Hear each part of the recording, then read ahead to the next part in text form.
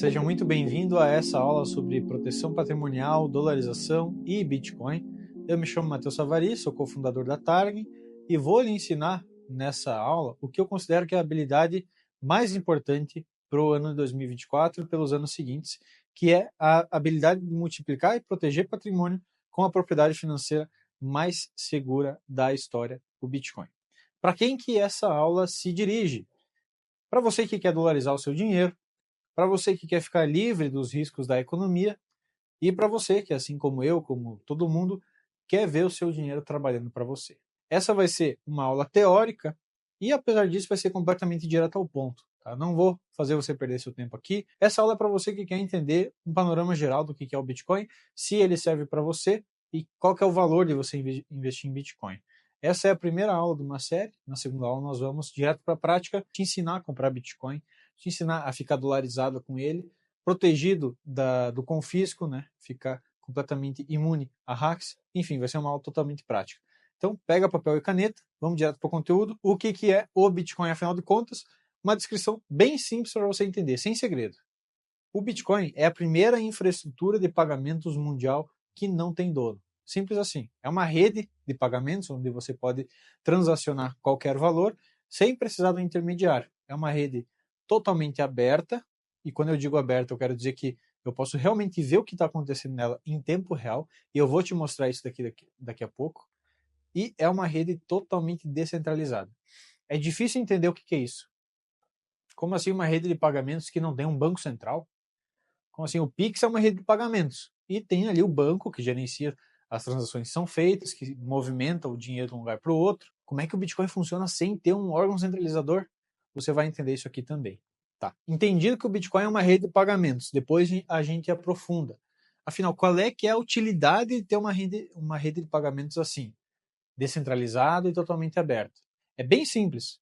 É você ter a capacidade de enviar qualquer quantia sem confiar em um terceiro. Hoje em dia o banco ele segue as leis, você confia que ele vai realmente transacionar o teu dinheiro para onde você quer que ele transacione. Você pode fazer isso no Brasil. Agora fazer isso para qualquer lugar do mundo não é tão fácil. O Bitcoin permite que você faça isso.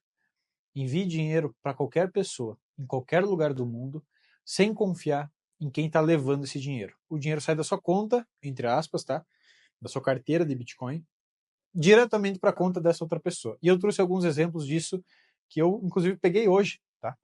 Essa transação aí você pode ver. Por exemplo, ó, 11 bitcoins foram transacionados, um endereço que eu não sei de quem que é, para um outro endereço que eu também não sei de quem que é. Tá? Isso é na rede do Bitcoin, é tudo anônimo. 11 bitcoins, hoje o Bitcoin vale 60 mil dólares, faça a conta aí de quanto isso vale, e essa pessoa pagou 1 dólar e 4 centavos de taxa. Imagina que essa pessoa está do outro lado do mundo. Você envia isso em questão de segundos com Bitcoin. Outro exemplo, olha só, uma carteira enviou 180 mil Bitcoins. São bilhões de dólares. E ela pagou 12 dólares de taxa. Ela não teve que confiar num banco. Você sabe, você vai no banco para sacar um dinheiro, eles te pedem 1000 explicações se é um valor alto. Com Bitcoin não precisa de nenhuma explicação, é só você enviar, sem intermediário. Isso é de um valor extremamente alto para inúmeras finalidades, para qualquer tipo de transação financeira, da menor a maior. Mas será que isso está sendo utilizado pelas pessoas? Será que é só o tipo de instituição especializada que usa Bitcoin? Ou será que é só nerd que usa Bitcoin? Quem é que está usando? Olha só, trouxe alguns dados aqui.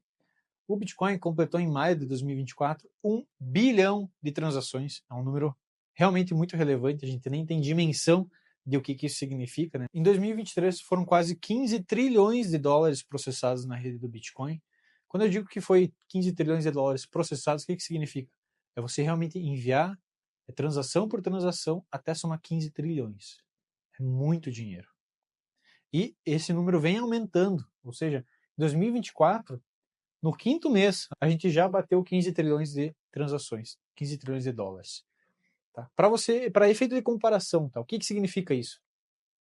A Visa, uma rede de pagamentos mundial, extremamente popular, todo mundo usa Visa. Ela processou em 2023 menos que o Bitcoin.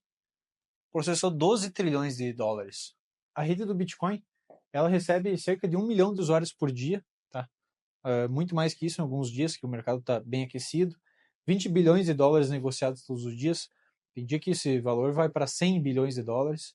Tá? E desde janeiro desse ano, foram comprados mais de 140 bilhões de dólares em Bitcoin. Tá? Então, é um ativo que está cada vez mais popular, as pessoas realmente estão olhando para ele, para o valor que ele tem. Mas, afinal, é seguro investir em Bitcoin? Estocar, né, o seu patrimônio, um valor relevante em Bitcoin? Qual é que é a segurança disso, Matheus? Agora eu peço toda a sua atenção. Quando a gente está falando de Bitcoin, segurança é o principal assunto. Tá? Porque eu falei no início dessa aula, e eu vou provar isso que eu estou falando, falei que é a rede de pagamentos mais segura da história. Tá? E eu vou te explicar por que, que ela é assim. Isso aqui que você está vendo são transações de Bitcoin acontecendo em tempo real. Eu falei que é uma rede aberta, que você consegue averiguar tudo o que está acontecendo nela. Pode ver aqui, ó, inúmeras transações sendo feitas uma atrás da outra, nesse exato momento que eu estou gravando isso. Além de mim, existem outras milhares de pessoas vendo isso acontecer, e não só vendo, auxiliando essas transações acontecerem de forma segura. Tá? Inclusive, são pessoas que são remuneradas por isso. Remuneradas como, Matheus? Cada uma dessas transações, ela gera uma taxa. Essa taxa vai para quem valida que essa transação é viável. Você já deve ter ouvido falar de mineradores do Bitcoin, de nós do Bitcoin, né? Essas pessoas, elas auxiliam a rede a se manter mais segura. Tá? Então, são milhares de pessoas ao mesmo tempo com o programa do Bitcoin no seu computador, auxiliando a rede a funcionar. É isso que faz a rede do Bitcoin ser a mais segura do mundo. Justamente porque ela é aberta, qualquer pessoa consegue ver, transparente e descentralizada. Olha só, aqui eu trouxe alguns estudos que mostram quantas pessoas estão conectadas rodando o programa do Bitcoin. Isso é diferente de transacionar Bitcoin, tá? É outra coisa. É você efetivamente instalar o programa e rodar ele no seu computador. Nesse estudo aqui, ó, 17 mil pessoas simultaneamente rodando o programa. Nesse outro, 62 mil pessoas rodaram o programa em seus computadores na janela de um dia. Tá? Essas pessoas, elas rodam o programa do Bitcoin, validam as transações que estão ocorrendo e garantem a segurança da rede. Como, afinal? Na prática, como que isso acontece? Com força computacional. Vamos pensar assim, ó, quando o assunto é Bitcoin, força computacional é igual a segurança. Tá? Então, quanto maior a força computacional da rede do Bitcoin, mais segura ela se torna. E em que estágio nós estamos nessa corrida por força computacional? A gente está bem aqui, ó, tá? Ó, essa linha aqui representa os top 500 supercomputadores do mundo. Essa é a força que eles têm. Agora você pega essa força e multiplica por 600 mil. Vai dar a força da rede do Bitcoin. Isso é estrondoso. Não tem como imaginar o tamanho dessa força. Funciona justamente porque são milhares de pessoas ao redor do mundo rodando isso ao mesmo tempo. Isso daqui é mais força do que a Marinha Americana, que a Amazon, que tem ali um serviço de servidor gigantesco, né, o mundo inteiro utiliza, e o Google, adivinha? Somados. Tá? Você soma esses três gigantes e não dá a força computacional do Bitcoin. E o que eu quero dizer com isso? Por que isso funciona? Porque partes frágeis fazem o todo se tornar antifrágil. Parece contraintuitivo, né? É justamente por isso, porque quando você ataca uma pequena parte que é frágil, as outras olham aquilo, aprendem e se modificam. E quando é ao contrário, quando é uma única parte que tem que ser forte, o que acontece com o sistema? Trouxe alguns exemplos para demonstrar isso. Olha só, o maior banco do mundo, banco chinês, sofreu ataque hacker e deixou o mercado financeiro sob pressão, sob alarme. Ataque hacker gera perdas de 12 bilhões a bancos, seguradoras e gestoras. Banco do Brasil, aqui no nosso país, sofreu ataque hacker e perdeu 40 milhões de reais. Por que isso acontece? Porque do ponto de vista do trabalho que você tem para invadir um sistema, é muito mais fácil você ter que invadir só um.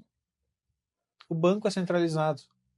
O sistema da gestora é centralizado. Você derruba aquele sistema.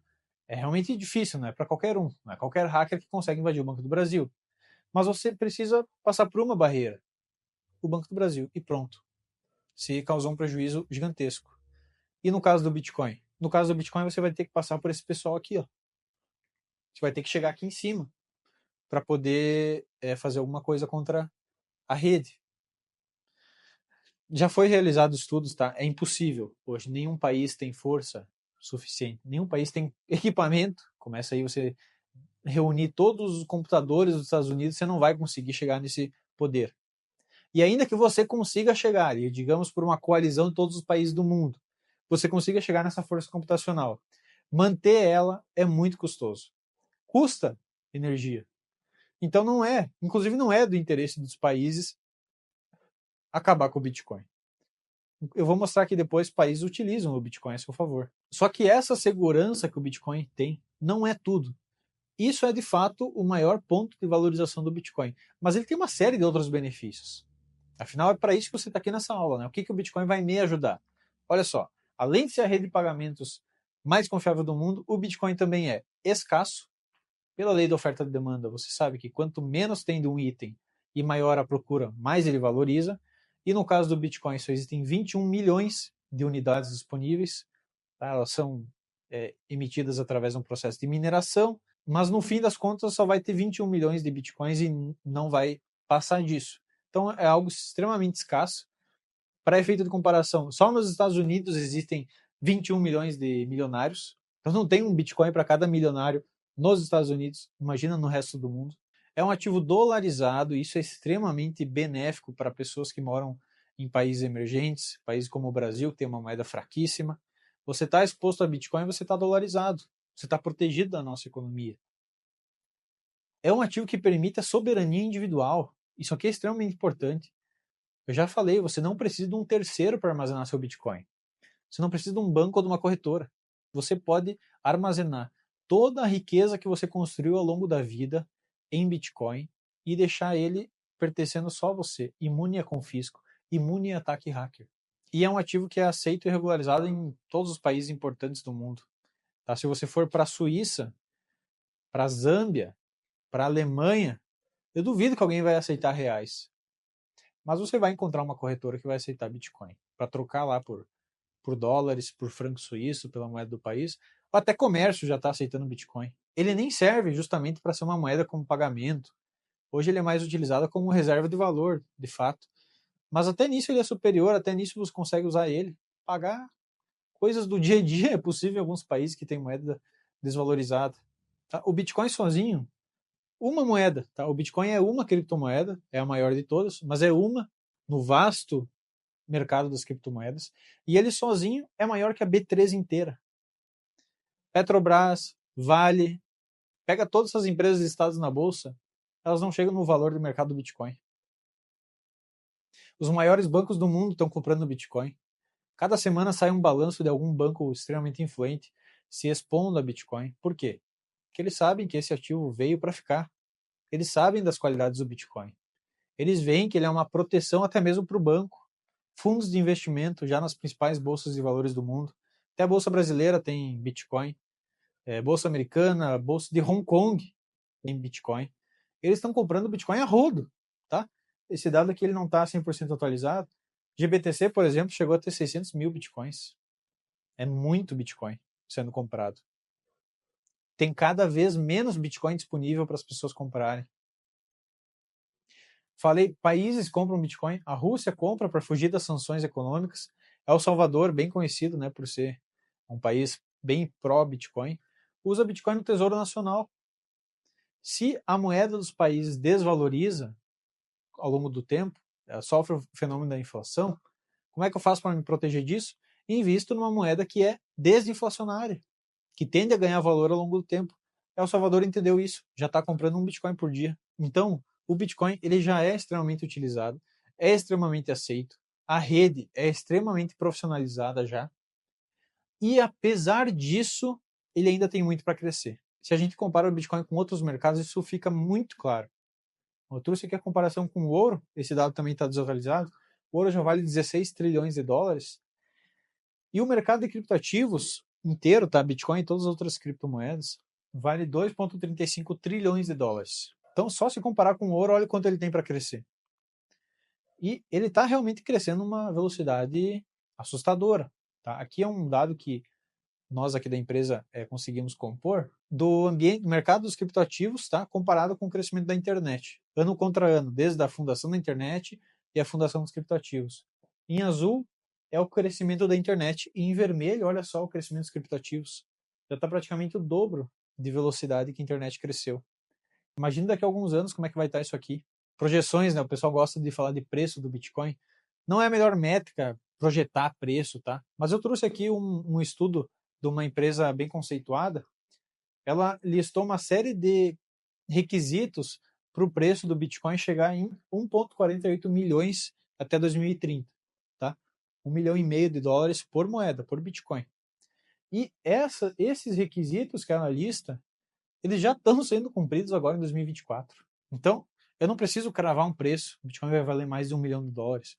Mas é bem claro que a tendência dele é de alta sim, é do preço se apreciar. E tudo isso que a gente viu até agora, ele desmente as principais objeções que as pessoas têm contra o Bitcoin, que no fundo é falta de conhecimento, tá? Olha só, mas o Bitcoin não tem lastro. Tá, mas então deixa eu te perguntar, qual é que é o lastro do real? A moeda que você provavelmente está mais exposto. Real nunca teve lastro. Qual é que é o lastro do dólar? O dólar não tem lastro em ouro faz muitas décadas já. O que garante que o preço dele continue alto? Aí tem espaço para debate. Né? Provavelmente é poderio militar. Mas agora vamos aprofundar um pouco mais. Qual é que é o lastro do ouro? Saberia me dizer? O ouro não tem lastro. Ele não é pareado em outra coisa. O ouro vale o que vale por uma característica. Ele é escasso. É isso que faz o ouro valer 16 trilhões de dólares. E o Bitcoin? O Bitcoin tem valor por ser a rede de pagamentos mais segura do mundo. E ele é superior ao ouro nisso. Olha só, o ouro vale 16 trilhões de dólares apenas pela qualidade de ser escasso. E o Bitcoin é mais escasso que o ouro, matematicamente. Ele é mais fácil de transportar. Ele é mais barato de auferir a qualidade. Você não precisa mandar para um especialista testar a pureza do ouro. Não existe isso. Ele é divisível e tem potencial para ser usado como meio de pagamento, coisa que não dá para fazer com o ouro. Então, é um ativo superior ao ouro e que vale muito menos que ele. Será que tem potencial para crescimento do Bitcoin? Mas um governo pode tomar conta do Bitcoin. Já mostrei aqui que isso não é mais possível. Lá no comecinho até poderia ter acontecido isso. Mas hoje o governo vai ter que chegar aqui, ó. Nessa força computacional. Não tem mais como lutar contra a rede do Bitcoin. E os países também não querem mais fazer isso. Eles aproveitam o Bitcoin. Mas as criptomoedas não são uma solução para problemas reais. São sim. Inclusive aqui até saindo um pouquinho de Bitcoin. As criptomoedas resolvem problemas do nosso dia a dia. Trouxe algumas soluções aqui. Rede social sem censura. Já existe essa solução com criptomoedas. Corretora sem risco, sem ficar congelando quando todo mundo está vendendo. Corretora sem D mais 2 para sacar seu valor. Corretora sem intermediário. Imagina a bolsa de valores funcionando sem intermediário, sem você precisar criar conta numa corretora, funcionando 24 horas por dia, 7 dias por semana. Isso já é possível com criptoativos. Empréstimo sem risco de calote. Todo mundo sabe que o banco empresta a maior parte do dinheiro que as pessoas depositam. E se vai todo mundo sacar dinheiro no banco, ferrou. Não tem dinheiro para todo mundo. Já existe solução em criptoativos que resolve esse problema.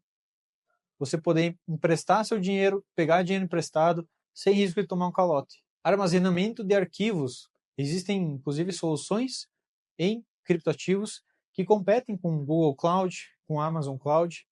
São soluções de armazenamento na blockchain. Soluções para inteligência artificial, jogos, seguros digitais, tudo isso já existe em criptoativos e ainda assim, investidores famosos, consagrados, não entenderam esse potencial ainda. Trouxe aqui o exemplo do Warren Buffett, todo mundo conhece, é um gênio dos investimentos. Olha só o que ele falou: se você me dissesse que possui todos os bitcoins do mundo e me oferecesse por 25 dólares, eu não aceitaria. Tenho certeza que você, com as informações que eu passei aqui na aula, compraria todos os bitcoins por 25 dólares, compraria meio bitcoin por 25 dólares. O Warren Buffett não compraria, não entendeu que é um mercado que veio para ficar. E olha que ironia, pouco tempo depois, o Bitcoin passou a Berkshire Hathaway, a empresa que o Warren Buffett dedicou a vida inteira para construir. Vale menos que o Bitcoin. Então, resumo dessa nossa aula teórica. O Bitcoin é uma grande tecnologia, é uma inovação tecnológica comparável ao surgimento da internet, ao surgimento da inteligência artificial, aos smartphones. Então, você entendendo profundamente ou não essa tecnologia, é do seu interesse ficar exposto a ela, porque ela resolve os problemas que você provavelmente tem enquanto brasileiro, de moeda desvalorizando, de riscos de qualquer medida de lei poder, né, colocar sua poupança em risco. Então, só pelo fator de proteção já é interessante para você ter um pouco do seu patrimônio em Bitcoin.